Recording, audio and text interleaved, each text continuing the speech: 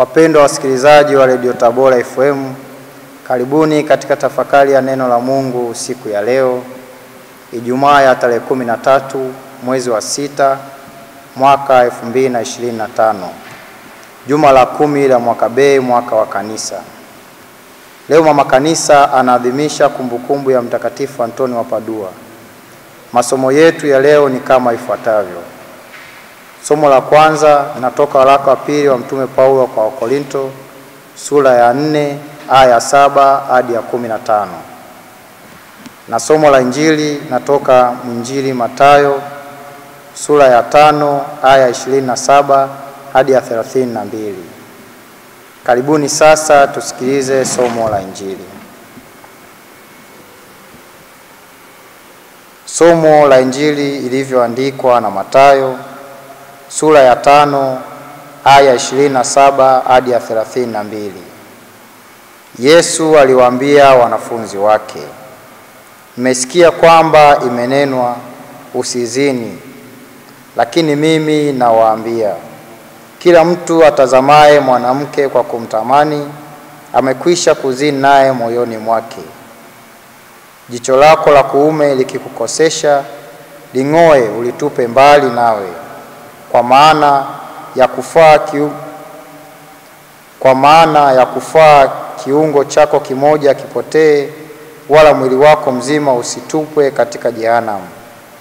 Na mkono wako wa kuume ukikukosesha, ukate utupe mbali nawe.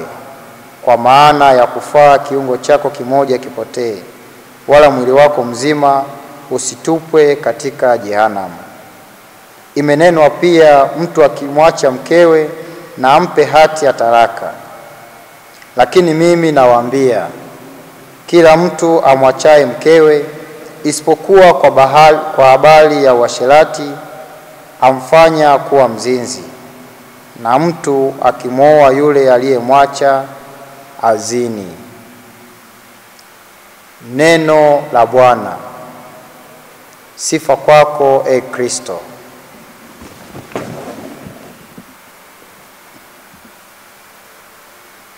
Wapendwa, katika masomo yetu ya leo tujikite katika mada kuu ambayo inasema tujitakase ndani ya nafsi zetu kwa neema ya Mungu. Injili tuliyoisikia hivi punde, Yesu anatufundisha juu ya usafi wa moyo, akielekeza macho yetu si tu kwa matendo ya nje, bali hata kwa fikra na tamaa zilizojificha moyoni.